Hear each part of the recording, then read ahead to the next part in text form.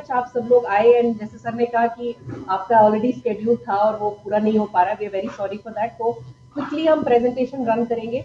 And purpose जैसे Monika ma'am ने बताया, पर्पस सिर्फ यही है कि टीबी के बारे में इतने सालों बाद भी आज भी कुछ मिथ्स हैं, कुछ गलत धारणाएं हैं कि कैसे फैलता है कैसे नहीं फैलता। तो हम चाहते हैं कि जो हमारे पत्रकार साथी हैं जिनके थ्रू आप अपनी एक कलम से लाखों लोगों तक पहुंचते हैं और एक मीडिया कवरेज से करोड़ों लोगों तक पहुंचते हैं, तो वी थॉट हम आप लोगों से कुछ हेल्प ले ताकि हमारा मैसेज आगे कम्युनिटी तक पहुंचे। तो हम थोड़ा सा फिगर्स के बारे में बात करेंगे। अगर हम इंडिया और वर्ल्ड का कंपैरिजन करें, हर साल एक ही ग्लोबल टीबी रिपोर्ट छपती है, तो लेटेस्ट रिपोर्ट के हिसाब से अगर हम देखें तो इंडिया अभी भी हाईएस्ट नंबर पे है। इंडिया अभी भी हाई बर्डन कंट्रीज में आता है। पूरे वर्ल्ड में जितने केसेस होंगे उसमें से अराउंड 26% केसेस, मतलब अगर 100 केस हुए हैं पूरे वर्ल्ड में तो 26 केसेस हमारे देश में होते हैं। ठीक है, तो नंबर्स में अभी भी हम काफी आगे हैं, इवन दो इसमें काफी कटौती हुई है पिछले बड़े सालों में, काफी एफर्ट्स लगाए गए हैं, लेकिन नंबर्स अभी भी हाई हैं। इसकी जगह अगर हम चंडीगढ़ की बात करें, सिर्फ अपने स्टेट की बात करें, तो हमें हर साल सेंट्रल टीबी डिवीजन से एक टारगेट मिलता है 7,000 या 7,500 केसेस का। उन केसेस में से पिछले साल हमने 99% अचीव किया है, अराउंड 6,961 केसेस। बट मैं आप लोगों को ये बताना चाहूंगी कि इट डज नॉट मीन कि ये 7,000 केसेस चंडीगढ़ में है, क्योंकि चंडीगढ़ में मेडिकल कॉलेजेस हैं, आपका 16 वाला बड़ा अस्पताल है, तो आसपास के जो नेबरिंग एरिया के जो लोग हैं, पंजाब, हरियाणा, हिमाचल, वहां से भी काफी सारे लोग हमारे यहाँ आकर टेस्ट करवाते हैं, अपना इलाज करवाते हैं। तो एक्चुअल अगर हम चंडीगढ़ की केसेस बात करें कि जो चंडीगढ़ के रहने वाले हैं, वो हमारा 4,243 था पिछले साल। ये हर साल हमारा 3 से 3,500 के बीच में ही रहता है। HIV शुगर स्टेटस हमारा 95% लोगों का पता है और सक्सेस रेट हमारा 85% था। अगर हम अपने एरिया की डिस्ट्रीब्यूशन की बात करें तो अपने काम की आसानी के लिए हमने पूरे चंडीगढ़ को 4 पार्ट्स में डिवाइड किया है, 22, 45, मनी माजरा और डड्डू माजरा। ये सिर्फ हमारे काम को आसान करने के लिए है और कोई ऐसा वो नहीं। तो this is just for ease of administration. ये हमारे एरिया के सारे हेल्थ एंड वेलनेस सेंटर्स हैं। ये इसमें मैं डिटेल में नहीं जाऊंगी, बट 4 एरिया में बांटे हैं। हर जगह मेडिकल ऑफिसर्स हैं, हमारा टीबी का स्टाफ होता है जो काम को मैनेज करता है। 2 का 3 एंड ये 4।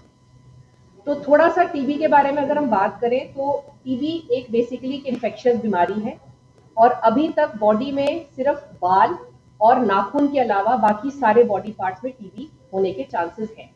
सिर्फ हेयर और नेल्स में आज तक टीबी पाई नहीं गई, because these are dead cells. तो टीबी के बैक्टीरिया को ग्रो करने के लिए लाइव टिश्यू की जरूरत होती है। तो बाकी सारे बॉडी पार्ट्स में कहीं पर भी टीबी हो सकता है।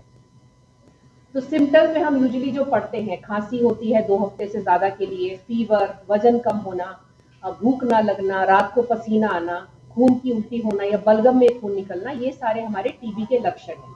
तो मरीजों में हो सकता है सारे लक्षण एक साथ हो, कुछ में हो सकता है एक लक्षण हो, 2 लक्षण हो।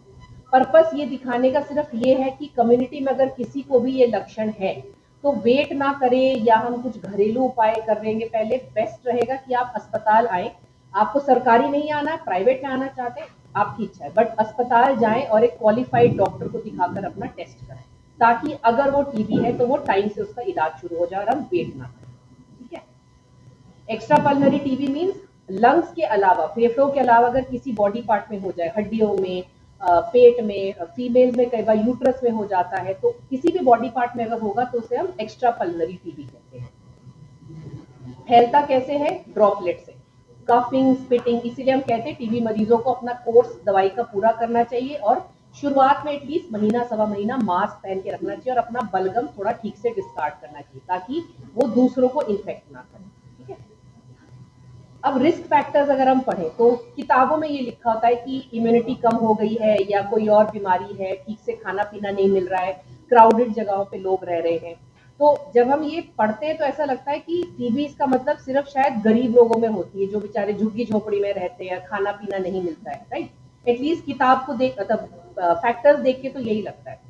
लेकिन मैं आपको कुछ फोटोग्राफ दिखाऊंगी। इनमें से आई एम श्योर आप कुछ को तो एटलीस्ट जानते होंगे। नेल्सन मंडेला जी हमारे एक्स प्रेसिडेंट हैं साउथ अफ्रीका के, नोबेल पीस प्राइज विनर रह चुके हैं। अमिताभ बच्चन सर को तो सब जानते होंगे। तो इनको भी टीबी हो चुका है और ये सक्सेसफुली ट्रीट करके ठीक भी हो चुके हैं। तो पर्पस ये फोटोज दिखाने का ये है कि टीबी किसी को भी हो सकती है, gender, high society, poor slums में रहने वाले, उससे कोई फर्क नहीं पड़ता। अमिताभ बच्चन सर में आई एम श्योर कोई भी रिस्क फैक्टर नहीं है, लेकिन उनको भी टीबी हो चुकी है और वो पूरा इलाज अपना करवा के ठीक भी हो चुके हैं। सो कम्युनिटी में किसी को भी हो सकती है, सिर्फ ये देखना है कि अगर कोई सिम्टम्स है तो फटाफट अपना अस्पताल आकर अपना टेस्ट करवा के इलाज करना। That is the sole purpose basically आज की इस मीटिंग का।